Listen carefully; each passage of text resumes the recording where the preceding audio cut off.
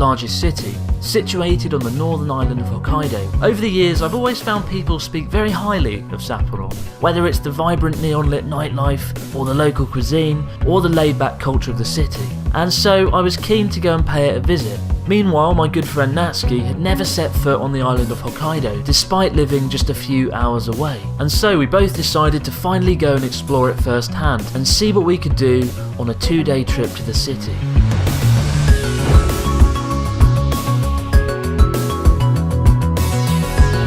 Along the way, we'll be checking out the food, the nightlife, and a crazy confectionery-filled wonderland. But our first stop is Odori Park in the heart of the city, home to the infamous Sapporo Snow Festival in February and to the city's iconic TV tower. Oh, just like miniature Tokyo Tower. Miniature Tokyo Tower. But it's convenience. Well, it's got a big clock on it. Big clock. It's the one thing Tokyo Tower doesn't have, a giant Panasonic clock.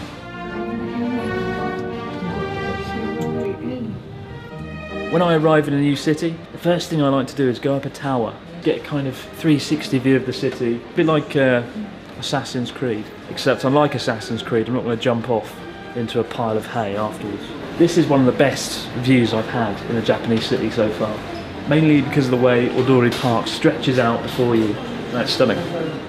It's power spot. Power spot.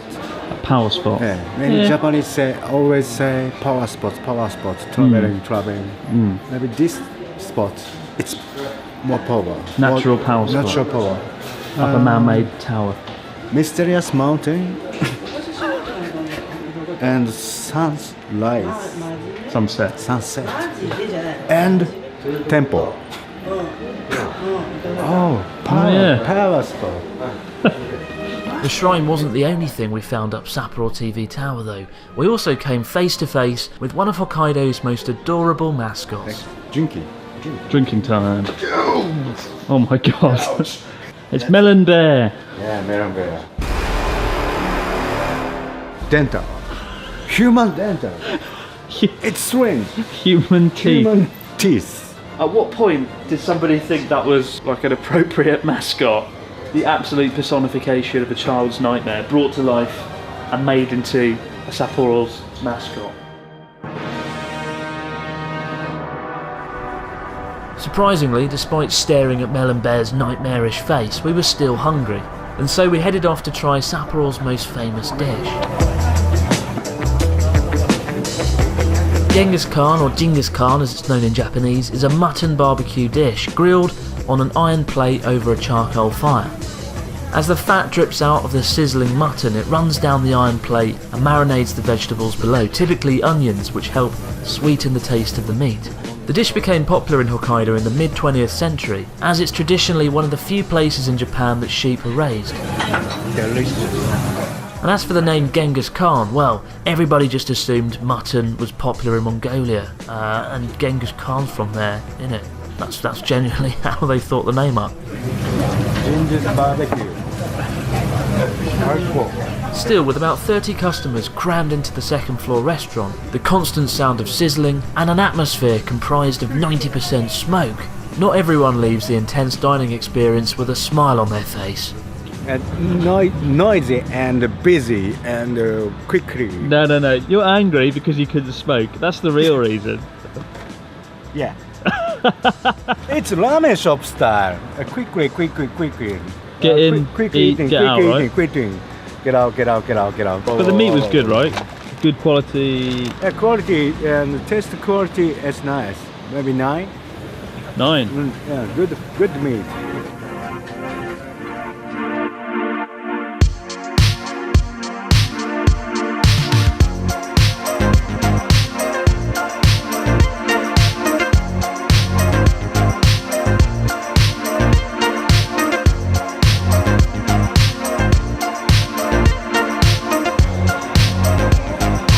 There are 3 cities in Japan where I've had my Blade Runner kind of moment. Osaka, Dotonbori Crossing, Tokyo with Shibuya Crossing, and now here, Tsukino in Sapporo. We've walked around Sapporo all day today, and Sapporo Station, the area is quite quiet. This is where the action is. It's kind of like the entertainment district full of bars, restaurants, shops, people, lights. This is where we're staying, this is where our hotel is. And if you come here and stay in Sapporo, this is the place I recommend. Even the McDonald's looks cool. Look at the neon lights on that. Perhaps the best view of Suskinor Crossing is from Flare Bar, one of the only bars in Sapporo with cocktail magic, or whatever it's called when you recklessly throw bottles around in the air, with a complete disregard for health and safety.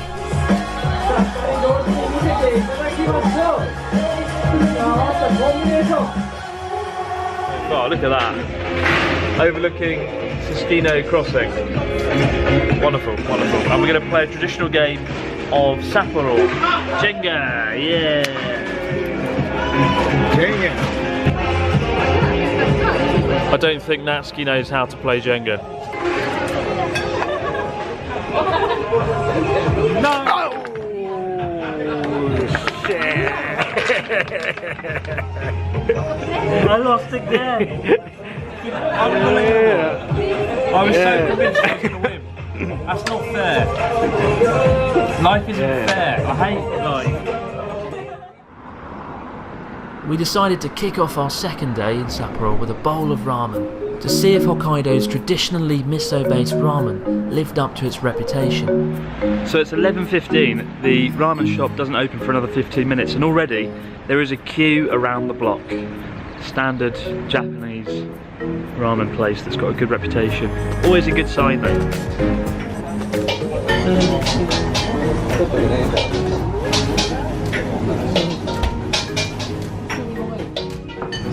So these are our toppings for our ramen.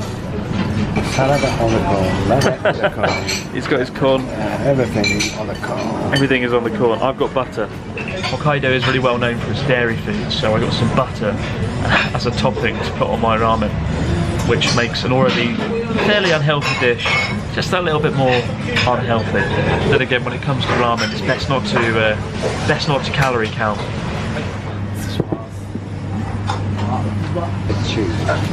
You love your chili, don't you? Chili. It smells fantastic.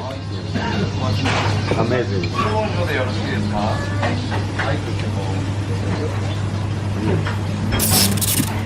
Deep. Deep. Amazing deep. The soup is probably the highlight of this dish. Kind of tastes like thick gravy with a hint of butter, because I've just stuck loads of butter in it. Yeah, it tastes a bit like gravy. 1 to 10? 9. 9. Really Hokkaido. Really Hokkaido. Asahi Superdry might be Japan's biggest beer brand today, but it's not the oldest. That crown goes to Sapporo, which was founded in 1876. And today the striking red brick brewery still remains, where beer lovers from around the world make the pilgrimage to enjoy beer, learn how it's brewed, and of course, take selfies awkwardly in front of the building.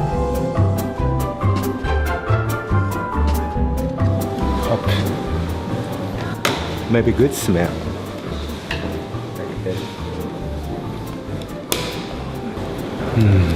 Rabbit smell. Rabid smell. Pretty beer for child. For child. For child. It is quite honestly a children's But not drink. Mm. You can't get drunk. Size. You can't get drunk size. That'd be a great marketing campaign slogan.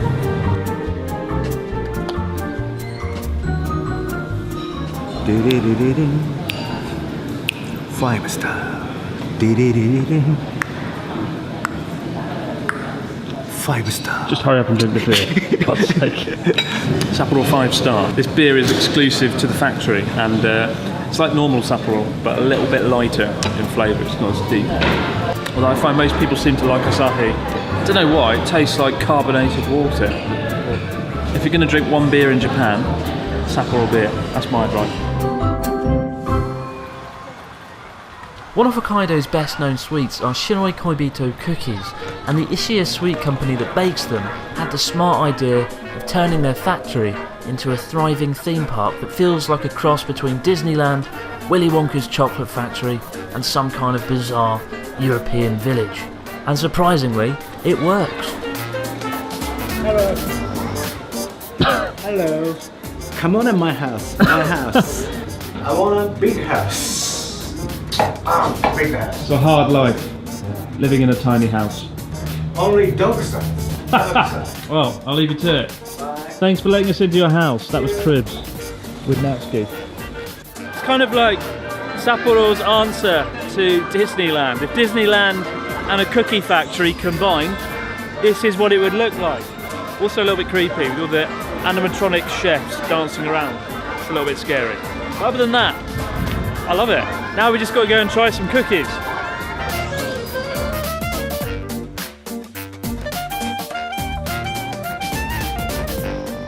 I must say, it's a rather slick operation. Never seen so many biscuits in all my life. Wow.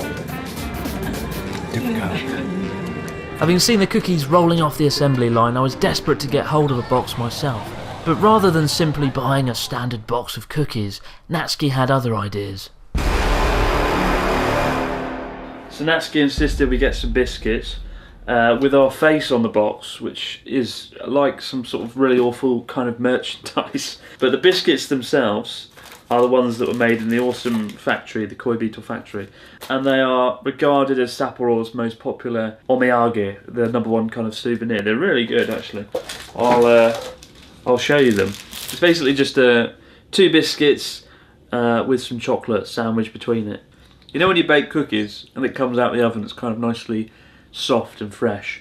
It's kind of like that. That's the same kind of texture. It's not a crunchy, hard biscuit. It's a nice soft one.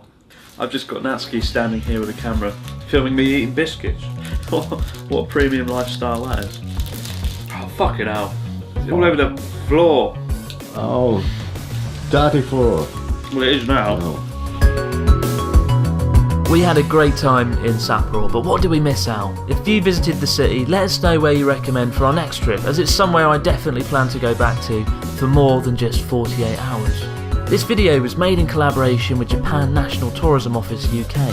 If you're visiting Japan and looking for things to do around the country or in Hokkaido, you can check out their glamorous websites for ideas and inspiration in the description box below. But for now guys, as always, many thanks for watching and we'll see you next time.